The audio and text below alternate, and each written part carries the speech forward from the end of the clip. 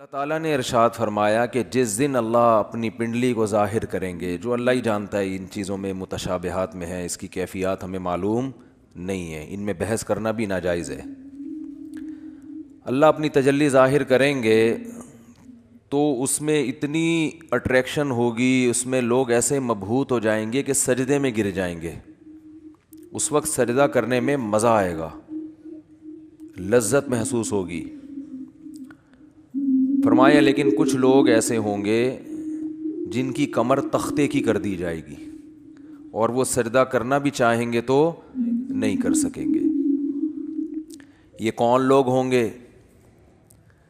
فرمایا یہ وہ لوگ ہوں گے جن کو دنیا میں سجدے کے لیے، نماز کے لیے بلایا جاتا تھا، وہم سالمون، اس وقت ان کی کمر صحیح تھی، تختے کی نہیں تھی، یہ کمر جھکا سکتے تھے، سجدہ کر سکتے تھے، نماز پڑھ سکتے تھے۔ اس سے اندازہ ہوتا ہے کہ اللہ کی نظر میں دنیا میں جب ہمیں سجدے کے لیے بلایا جاتا ہے تو ہم اس کو ہلکا لیتے ہیں، لیکن اللہ کی نظر میں اس کی بہت بڑی قیمت ہے، بہت ویلیو ہے اللہ کی نظر میں اس کی۔ اس لیے خوب اچھی طرح سمجھ لیں کہ نماز کو ہلکا نہیں سمجھنا چاہیے۔ آج ہمیں بے نمازیوں کے بارے میں افسوس نہیں ہوتا، وہ تو پڑھتے ہی نہیں ہیں۔ نمازیوں کے بارے میں افسوس ہوتا ہے کہ جو نمازی بھی ہیں نا، تو وہ بھی اپنی نماز کی ایسے حفاظت نہیں کرتے جیسے اللہ نے حکم دیا ہے۔ انہوں نے بھی ایک سائیڈ میں ایک چیز رکھا ہوا ہے کہ جب سارے کاموں سے فارغ ہو گئے تو چلو کیا پڑھ لیتے ہیں، نماز پڑھ لیتے ہیں۔ یہ جو قرآن میں اللہ نے فرمایا یوم وہم کیا ہے، یوم یکشف عن ساق ویدعون الی السجود فلا یستطیعون خاشعۃ ابصارهم ترہقہم، نہیں، یہ آیت میں یوم یکشف عن ساق ویدعون الی السجود فلا یستطیعون، آگے کیا ہے، خاشعۃ ابصارهم ترہقہم ذلہ وقد كانوا يدعون الى السجود وهم سالمون۔ فرمایا دنیا میں انہیں سجدے کے لیے بلایا جاتا تھا، تو یہ کب بلایا جاتا ہے؟ اذان۔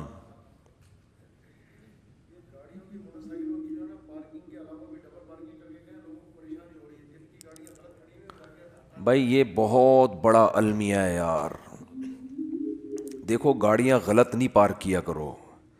میں دیکھتا ہوں یہاں مدرسے کے گیٹ کے آگے کئی بار لوگوں نے گاڑیاں کھڑی کی ہیں۔ اتنی تو انسان میں سینس ہوتی ہے کہ جب گیٹ کھلے گا مدرسے کا تو اندر سے جو گاڑی باہر کیسے نکالے گا؟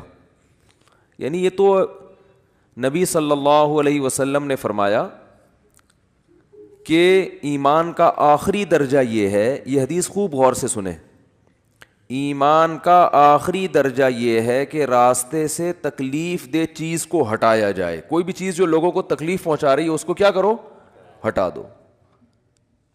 گٹر کا ڈھکن کھلا ہوا ہے، کوئی گر سکتا ہے، آپ اس کے انتظام کریں۔ کانٹا پڑا ہوا ہے اس کو ہٹائیں، پتھر رکھا ہوا ہے اس کو ہٹائیں، کوئی بھی چیز جو لوگوں کو اذیت دے سکتی ہے۔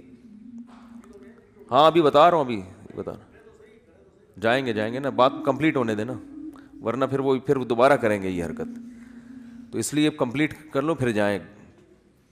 تو راستے میں تکلیف دہ چیز جو نہیں ہٹاتا نا، اس کو نبی نے ایمان سے خارج کیا ہے۔ تو سوچو وہ کتنا بڑا گویا کہ کافر ہوگا جو تکلیف دہ چیز راستے میں ڈالتا ہے۔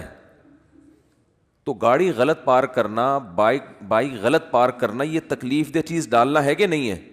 کانٹے سے اتنی تکلیف نہیں ہوتی، لوگ اکثر سنبھل کے ہی چل رہے ہوتے ہیں، لیکن گاڑیاں اس طرح، روزانہ میرے ساتھ ایسا ہو رہا ہے، روزانہ، کہ یہاں آپ گلی میں گاڑی موڑنے کی کوشش کرو نہیں موڑ سکتے، کسی نے کارنر پہ گاڑی ایسے کھڑی کی ہوگی کہ گاڑی دوسری گاڑی جو آئے گی ٹرن ہی نہیں ہو سکتی، اور یہ دیندار لوگ زیادہ معذرت کے ساتھ کر رہے ہوتے ہیں۔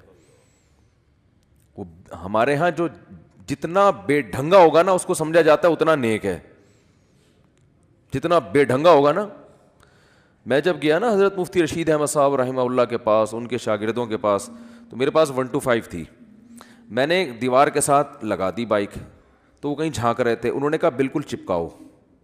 میں نے کہا یہ عجیب بات کر رہے ہیں بھائی, راستہ تو ہے نا بھائی, راستہ اتنا تو ہم نے بائک پارک کی ہے کہ راستہ تو ہے. انہوں نے کہا نہیں راستہ نہیں, کھلا راستہ ہونا چاہیے لوگوں کے پاس گزرنے کا. تو جب آپ مکمل دیوار کے ساتھ بائک کو چپکا کے کھڑا کر سکتے ہو تو آپ نے اس کی دم باہر کو کیوں نکالی ہوئی ہے؟ تو میں نے کہا یار عجیب ٹائپ کے لوگ ہیں یہ, تو بہت سختی کیا کرتے تھے. تو راستے سے تکلیف دہ چیز جو نہ ہٹائے وہ ایمان سے خارج ہے, تو جو راستے میں تکلیف دہ چیز ڈالے وہ کتنا بڑا بے ایمان ہوگا معذرت کے ساتھ. تو ابھی تو آپ لوگوں سے غلطی سے اس لیے میں کہہ رہا ہوں کہ اب جس نے غلط گاڑی پارک کی ہے وہ اٹھے گا ہی نہیں نا ہمیں اپنے بے ایمان کا فتویٰ لگا دیا. تو ہم اچھا گمان رکھتے ہیں آپ نے جان کر نہیں کیا ہوگا, غلطی سے کیا ہوگا, بلکہ آپ نے گاڑی صحیح پارک کی ہوگی یا بائک صحیح پارک کی ہوگی, کسی نے ہٹا دی ہوگی. تو جن نے غلط پارک کی ہے جا کے ذرا گلی کھولے, جا کے اٹھ جائیں. ہم لوگ دیکھ بھی نہیں رہے, آنکھیں بند کر لو بھائی, ہم نہیں دیکھ رہے. شاباش شاباش. اور آئندہ اس سے توبہ کریں. تو پیچھے سے تو دیکھ سکتے ہیں نا. اچھا, تو بائکیں جو ہے نا بالکل چپکا کے کھڑی کیا کریں دیوار سے, اور گاڑی بھی. اور گاڑی تو سامنے روڈ پہ کھڑی کرتے ہیں, ابھی کیمرے لگے ہوئے ہیں الحمدللہ چاروں طرف, ہم نے ٹھیک ٹھاک سیکیورٹی کا انتظام کیا ہوا ہے جو اسباب کی دنیا میں. تو چور بھی انشاءاللہ بھاگے گا نہیں, کہیں بھی پکڑا جائے گا. اور یہاں بھی کیمرے لگے ہوئے, وہ دیکھو وہ بھی لگا ہوا ہے, یہ بھی لگا ہوا ہے, دیکھ رہے ہیں. تو کسی کی جیب میں ہاتھ ڈالنے سے پہلے, کیونکہ جیب کترے بھی ہیں یہاں پہ, ان کو پتہ ہی نہیں ہوتا کہ کیمرہ لگا ہوا ہے. تو ہر طرح کیمرے لگے ہوئے ہیں جو ایک ظاہری اسباب ہو سکتے ہیں. اور سیکیورٹی گارڈ بھی بیٹھے ہوئے ہیں. کچھ سیکیورٹی گارڈ تو آپ کو وردی میں جو نظر آ رہے ہیں نا, اسلحہ کھلا لے کے گھوم رہے ہیں, کچھ یہیں بھی بیٹھے ہوئے ہوتے ہیں, سمجھ رہے ہو. تو آپ میں سے کسی کو نہیں پتہ ہے کہ ادھر کس کی پینٹ میں کیا رکھا ہوا ہے اور کس کی شلوار میں کیا رکھا ہوا ہے. تو خیر بات کیا چل رہی تھی؟ بات چل رہی تھی نماز. ہو سکتا ہے میرے بھی آواز بھی اسلحہ لگایا وہ میں نے. تو ہم بھی اتنے نیک نہیں ہیں جتنا آپ سمجھتے ہو ہم کو, سمجھ رہے ہو نا. نیک سے مراد جو بالکل ہی بیوقوف لوگ سمجھتے ہیں نا. تو باقی یہ کہ اسباب کی دنیا میں انسان احتیاط کرتا ہے. باقی وہ بہاری لوگ کہتے ہیں کہ جب انسان کی موت آتی ہے تو اونٹ پہ بیٹھے ہوئے آدمی کو بھی کتا کاٹ لیتا ہے. تو وہ اللہ نے جب تک زندگی دینی ہے دے گا, جب اٹھانا ہوگا تو ویسے ہی اٹھا لے گا اللہ تعالیٰ. پھر تو سب کچھ ہو سکتا ہے نا. تو ایک ظاہری لحاظ سے جو کچھ ہو سکتا ہے وہ کرتا ہے انسان. باقی اللہ چاہے گا تو وہ سب کچھ ہو سکتا ہے. ایک چھوٹا سا مچھر انسان کو مار سکتا ہے, تو ایک چھوٹی سی گولی مار سکتی ہے انسان کو, کچھ بھی ہو سکتا ہے. خیر, تو بات یہ چل رہی تھی کہ اللہ نے فرمایا جب ان کو دنیا میں سجدے کے لیے بلایا جاتا تھا تو یہ نہیں آتے تھے. تو جو اللہ جب بلاتے ہیں اس بلانے کو کیا کہا جاتا ہے؟ اذان. اذان بڑی زبردست چیز ہے. مجھے تو حقیقت بتاؤں, جو میرے جیسا نالائق جو نماز کی ٹوٹی پھوٹی اہمیت اللہ نے ہمارے دل میں پیدا کی نا, وہ اذان کی وجہ سے. کہ اللہ کو نماز سے اتنی محبت ہے, اتنی محبت ہے, اتنی محبت ہے کہ ہر دفعہ پوری تقریر مؤذن سے کہلوائی جاتی ہے. دیکھو جب بھی کسی چیز کی طرف آپ لوگوں کو بلاتے ہیں, اگر وہ کام بار بار ہو رہا ہے نا, ایک دفعہ ہوگا تو آپ اناؤنسمنٹ کرتے ہیں, بار بار ہو رہا ہے تو ایک دفعہ کی اناؤنسمنٹ کافی ہوتی ہے. ایک دفعہ کی, جیسے آپ کی جب جاب لگتی ہے تو آپ کا باس آپ کو ایک دفعہ بتا دیتا ہے کہ بھئی 8 بجے سے ٹائم شروع ہوگا اور شام 4 یا 5 یا 8 بجے تک آپ کی. ایک دفعہ اناؤنسمنٹ کیا ہے؟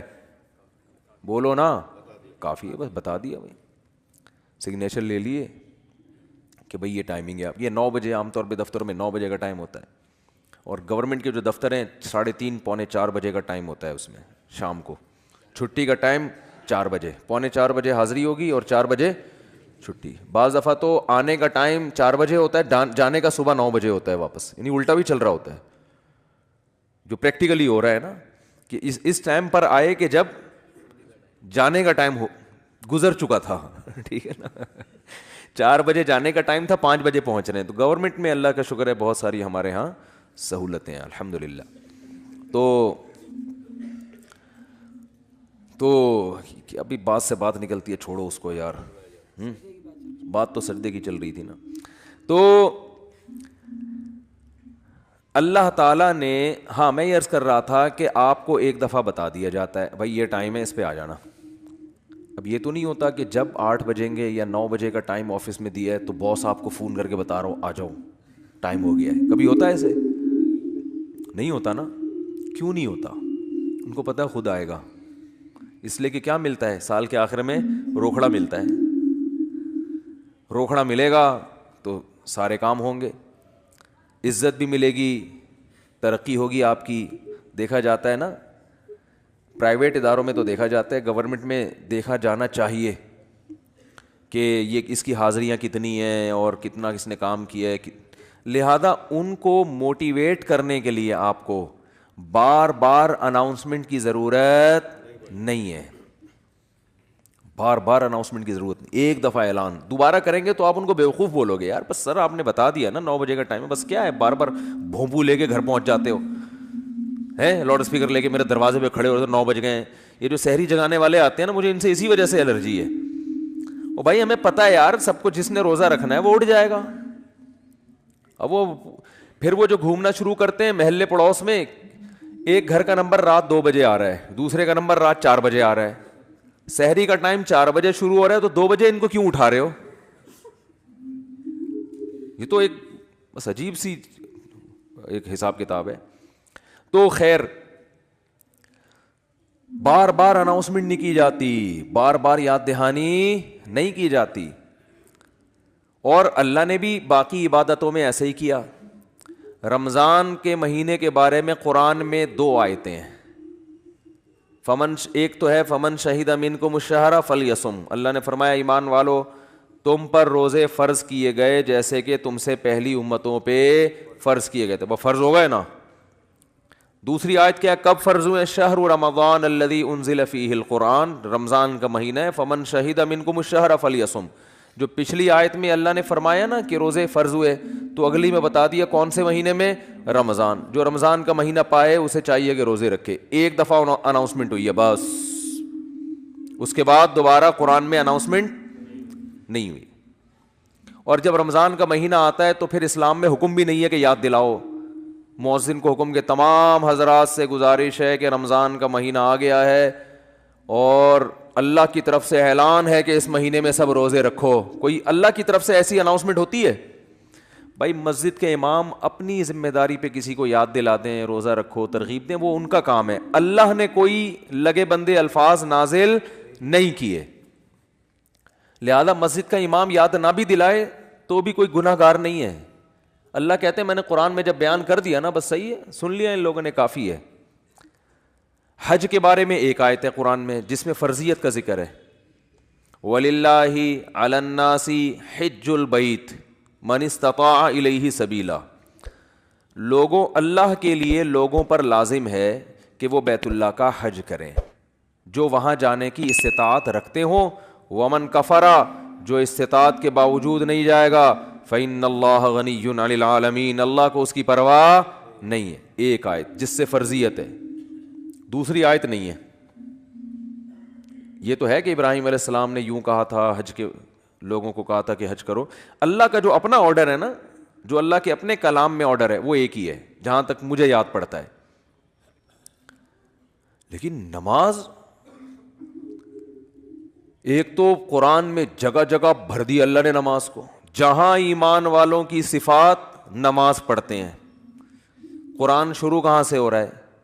الذین یقیمون الصلاۃ ومما رزقناہم ینفقون. ایمان والوں کا عقیدہ صحیح ہوتا ہے اور عمل میں کیا؟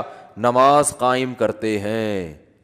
جہاں عمل کی بات آئے گی نا نماز, جہاں جنتیوں کی صفات آئیں گی نماز اور زکوٰۃ. زکوٰۃ بھی ہے ساتھ ساتھ, وہ کیوں ہے پھر کسی اور موقع پر بیان کروں گا انشاءاللہ. سب سے پہلے نماز پھر زکوٰۃ, سب سے پہلے نماز پھر اللہ کی راہ میں خرچ. یعنی زکوٰۃ یا اللہ کی راہ میں خرچ مختلف عنوانات سے, کہ نماز بھی پڑھتے ہیں اور خرچ بھی کرتے ہیں, دونوں کام چلتے رہتے ہیں ان کے. اس سے پتہ چلتا ہے کنجوس نمازی اللہ کو پسند نہیں ہے. یعنی نماز کے ساتھ سخاوت بھی ہے تو, لیکن نماز کو پہلے درجے پہ رکھا گیا ہے. وجہ کیا ہے اس کی؟ اتنا فوکس کیوں کیا جا رہا ہے, اتنا زیادہ اس کو ہائی لائٹ کیوں کیا جا رہا ہے؟ پھر چلو اللہ نے قرآن میں درجنوں جگہوں پر کہہ دیا نماز پڑھو, بار بار کہہ دیا نماز پڑھو نماز پڑھو، اتنا کہا ہے کہ اس سے زیادہ کوئی حکم قرآن میں ملتا ہی نہیں ہے. چلو اتنا زیادہ کہہ دیا، اب تو بار بار اناؤنسمنٹ کی ضرورت اور بھی نہیں ہے نا، اب تو بالکل ہی ضرورت نہیں ہے. دیکھو آپ کے باس نے آپ کو بلایا دفتر اور آپ سے کہا کہ 9 بجے آپ نے پہنچنا ہے، ایک دفعہ کہہ دیا.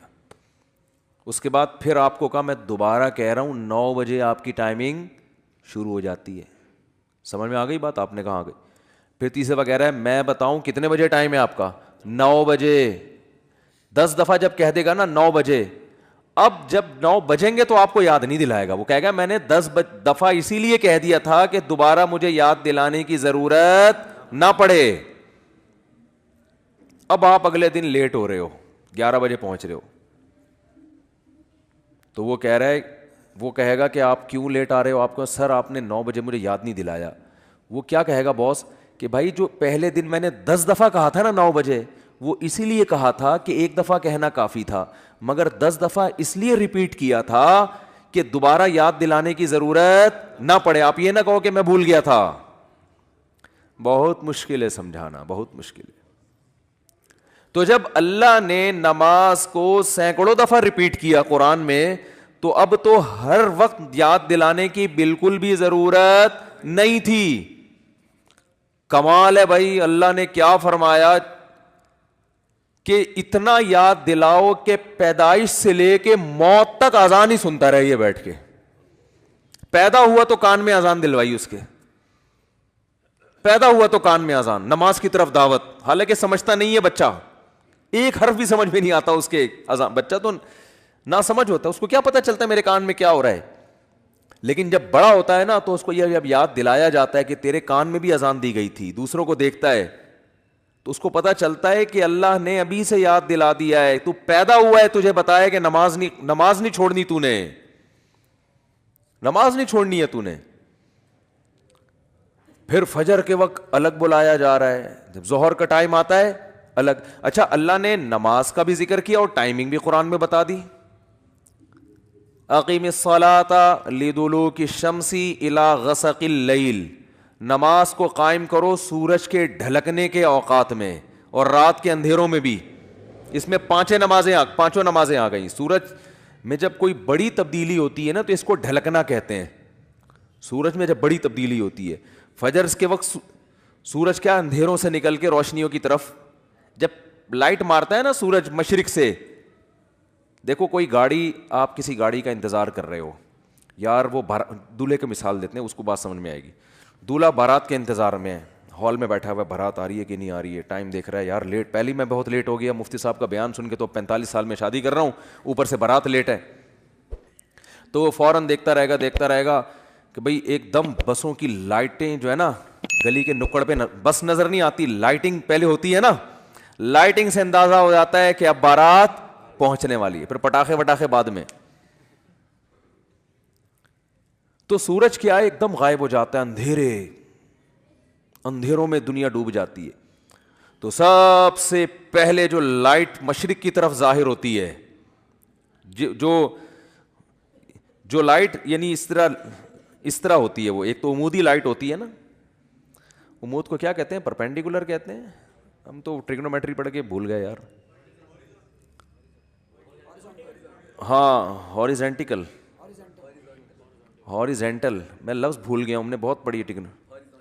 ہاریزونٹل ایک ہوتا ہے، پرپینڈیکولر ایک ہوتا ہے بیس کہتے ہیں اس کو. ہاں بال چھوڑ ٹریگنومیٹری پھر بعد میں پڑھیں گے. بھی ایک لائن، ایک روشنی یوں آتی ہے، پھر ایک روشنی ایسے. جو یہ روشنی ہے نا اس کو صبح کاذب کہتے ہیں. صبح کاذب، یہ جھوٹی صبح ہے، یہ اس کی علامت نہیں کہ سورج آ رہا ہے ابھی. اس کے بعد جب ایک دم افق پہ مشرق یعنی مشرق کی طرف آسمان کے کنارے پہ جو ایسے لائٹ پھیلتی ہے نا، یہ وہ والی لائٹ ہے جو بارات آتے وقت ٹرک جو بس مارتی ہے نا لائٹ، اب یہ آ گئی ہے. اس سے پہلے تو کوئی سگریٹ پی رہا تھا یا کیا کر رہا تھا. تو اس کو کہتے ہیں صبح صادق، سچی صبح. وہ پہلے والی صبح سے دھوکا ہوتا ہے کہ شاید سورج نکل رہا ہے، وہ اس لیے اس کو صبح کاذب کہا جاتا ہے. اور اس کے بعد آتی ہے صبح صادق. تو وہ جو لائٹ مشرق کی طرف پھیلتی ہے نا ایسے لمبائی میں، وہ اس کی علامت ہوتی ہے کہ اب وہ اندھیرے ختم، ایک دم سورج ایک ڈھلکنا شروع ہو رہا ہے نا، ایک دنیا میں ایک بہت بڑی چینجنگ آ رہی ہے. تو اللہ نے فرمایا جیسے ہی دنیا میں یہ چینجنگ آئے گی، تبدیلی آئے گی اس سے، سورج کے ڈھلکنے سے، تم نے کیا کرنا ہے اس موقع پر؟ نماز قائم کرنا ہے، اپنے رب کو یاد کرنا ہے، میرا رب مجھے رات کے اندھیروں سے نکال کے دوبارہ، کتنی بڑی خدا کی قسم، یہ سورج کا طلوع ہونا اتنی بڑی نشانی ہے اللہ کے وجود کی. ایتھیس اور ملحد پاگل ہوتے ہیں. مجھے لوگ کہتے ہیں ملحدوں پہ کو معاف کر دیں، بیان نہ کریں، آپ بہت بیان ہو گیا ملحدوں پر، لیکن بھائی کیسے یار چھوڑ دیں؟ اتنی بڑی خدا کی نشانیت دیکھ کر جو بدبخت کہتے ہیں یہ آٹومیٹیکلی ہو رہا ہے. اور یار ایسا سسٹم، اتنا ایندھن اس کے اندر، ایسی روشنی، کیسا، جیسے آپ تکے کو گھماتے ہیں نا جب پکاتے ہیں، کوئلے پہ جب تکا پکاتے ہیں، ادھر سے پک گیا، اب کیا کرو؟ گھماؤ، یہ خود بخود گھومتا ہے؟ گھمانا پڑتا ہے، یا ایسا سسٹم لگانا پڑے گا کہ گھومے. وہ سسٹم کوئی لگا کے دیتا ہے. تکے میں خود بخود اتنی عقل نہیں ہوتی کہ کروڑوں سال میں ترقی کرتے کرتے ایسا بن گیا کہ آٹومیٹک گھومنا خود بخود ہی شروع. یہاں سے پک گیا، اب یہاں سے پکاؤ، ہے بھائی یہاں سے تو پک گیا، اب کیا کرو؟ اب یہاں سے پکاؤ مجھے. تکا خود بخود کروڑوں سال میں بھی اتنا ذہین نہیں ہوتا. تو یہ سورج اور زمین اتنے ذہین کیسے ہو گئے کہ سورج گیا اور پوری دنیا کو لائٹ دیتا دیتا، ساری دنیا میں کی فصلیں اگاتا، وٹامن ڈی پرووائڈ کرتے کرتے کرتے کرتے ابھی سورج امریکہ والوں کو نواز رہا ہے. اس وقت یہاں رات ہو رہی ہے نا، امریکہ میں دن ہے، سورج وہاں جا کے گوروں کو وٹامن ڈی دے رہا ہے، ان کی فصلوں میں جان پیدا کر رہا ہے. ہمارا نمبر، ابھی ہم تکے کی وہ والی سائڈ ہے جو انگارے کے دوسری طرف گئے ہوئے ہم لوگ. بھئی یہاں سے تو زمین پک گئی ہے، اب اس کو تھوڑا سا اندھیرے میں رکھو، اس کو پکانے کی ضرورت نہیں ہے. اب میرے اس طرح پکانے کی باتیں کرنے سے ایتھیس کو تپانے کا کام ہو رہا ہے. حقیقت ہے نا، جب سورج پکا رہا ہے اور ایتھیس ہمیں تپا رہا ہے، خود بھی تپ رہا ہے الٹی باتیں کر کے. تو یہ بھائی کیسا خوبصورت نظام ہے یار. سورج کا جو طلوع ہے نا خدا کی قسم، یہ اللہ کی بہت بڑی نشانی ہے. لاکھوں کروڑوں سال ہو گئے سورج کی حرکت میں کوئی تبدیلی نہیں ہو رہی. کتنا بڑا آگ کا ایندھن ہے، آگ کا ایندھن زمین سے لاکھوں گنا بڑا. اتنی آگ، اتنا ایندھن کہاں سے آ گیا؟ اسٹیل مل میں جو ایندھن جس سے لوہا پگھلایا جاتا ہے، یہ آٹومیٹکلی پیدا ہو گیا، یہ اس کو پیدا کیا گیا ہے، یہ تو ڈالا جاتا ہے نا اس میں بھٹیوں کو جلانے کے لیے. سورج میں کہاں سے آ گیا؟ اتنی آگ برسا رہا ہے، اور ایسی لائٹ ہے اس کی کہ آپ جب سورج کی روشنی ہوتی ہے، آپ کے ہزار وولٹ کے بلب فیل ہو جاتے ہیں، اس کو پتہ ہی نہیں چل رہا ہوتا کہ جل رہے ہیں کہ بجھ رہے ہیں. تو کیا تن تناتا ہوا شان کے ساتھ مشرق سے نکلتا ہے. تو اللہ نے کہا ابھی نکلنے سے پہلے پوری دنیا کا نظام چونکہ چینج ہو رہا ہے، اندھیروں سے ڈوب کے تم روشنیوں کی طرف آ رہے ہو. تو جو ملحد ہوگا، جو خدا کا انکار کرنے والا ہے، اسے اس سے کوئی غرض نہیں ہے کہ اللہ نے مجھے دوبارہ زندگی دی، دوبارہ سورج میری خدمت کے لیے طلوع ہو رہا ہے اور اس زمین کا نظام دوبارہ سے کیا ہو رہا ہے؟ چینج ہو رہا ہے. وہ تو پڑا ہوا خواب خرگوش کے مزے لیتا رہے گا. کافر خدا کو یاد نہیں کرے گا. اور جو خدا کو مانتے ہیں، جو مشرک ہیں، وہ مندروں میں جا کے بتوں کے سامنے جھکیں گے، حالانکہ وہ تو خود پیدا کیے ہوئے ہیں ان بتوں کو اللہ نے. تبھی قرآن کہہ رہے لا تسجدوا للشمس ولا للقمر، سورج اور چاند کی خدمت کو دیکھ کے ان کو سجدہ مت کرو. واسجدوا للہ الذی خلقہن، سجدے کے لائق وہ خدا ہے جس نے سورج اور چاند کو بنایا ہے. ہندو کہتا ہے گائے ہماری بڑی خدمت کرتی ہے، گائے ہماری ماں ہے، ہمارا بھگوان ہے. او بھائی، جس خدا نے گائے کو تمہاری خدمت کے لیے بنایا ہے وہ ہے تمہارا اصل بھگوان، وہ ہے تمہارا اصل معبود. یہ گائے بنی نہیں ہے، بنائی گئی ہے. ایک میکینک نے گاڑی بنا کے آپ کو گفٹ دے دی، گاڑی کا شکریہ ادا کر رہے ہو آپ، ہیں؟ بے وقوفی ہے یا نہیں ہے؟ ایک سائنٹسٹ نے گاڑی بنائی اور آپ کو دے دی، لو بھائی چلاؤ. ریوو بنائی، ریوو اس لیے کہہ رہا ہوں کہ مثال تو اچھی دینا آدمی.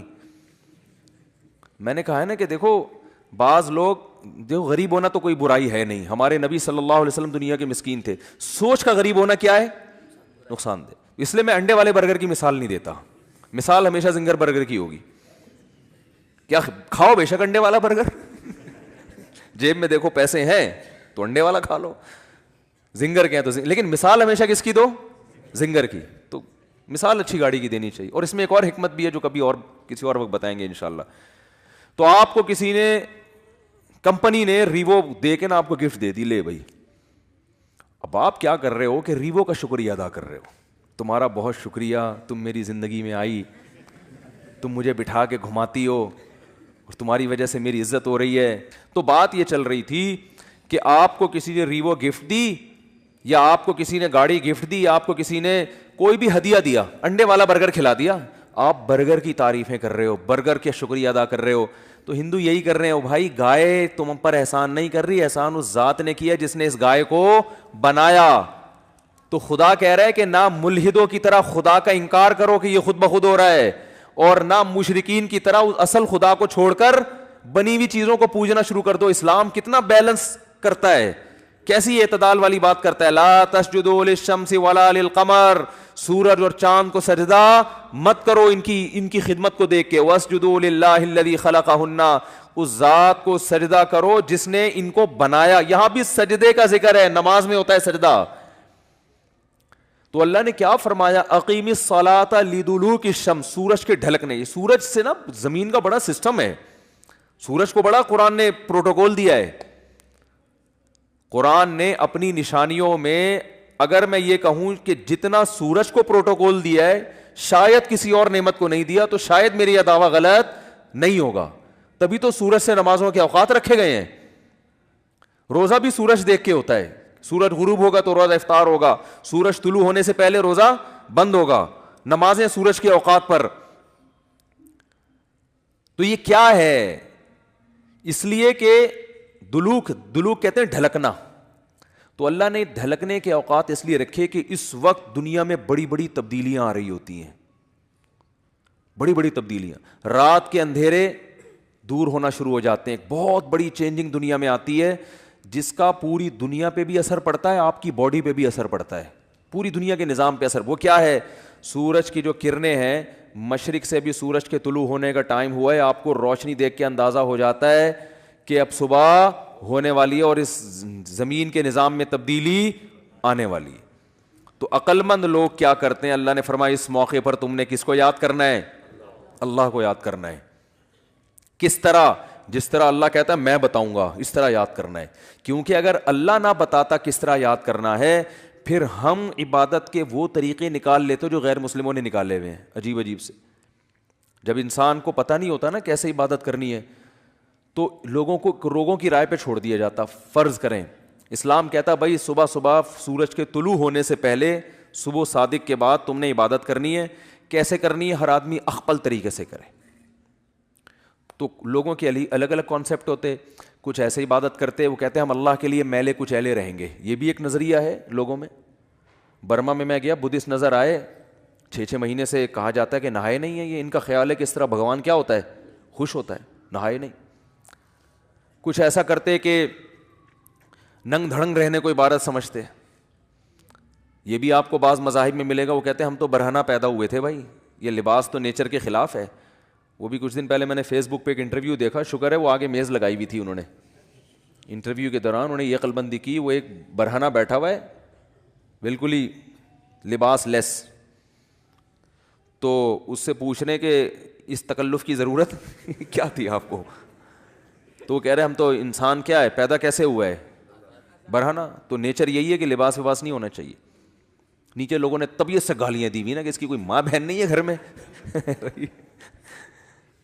تو یہ بھی ایک عبادت کا ان کے خیال میں طریقہ ہے. بعض لوگوں میں عبادت کا طریقہ یہ ہے کہ ہم گوشت نہیں کھائیں گے, اس سے اللہ خوش ہوگا. تو انسان کو اگر آزاد چھوڑ دیتا نا اسلام کہ تم اللہ کو جس طرح بھی راضی کرنا چاہو کرو, تو انسان غلط رخ پہ چلا جاتا, وہ انسانیت کے دائرے سے نکل جاتا.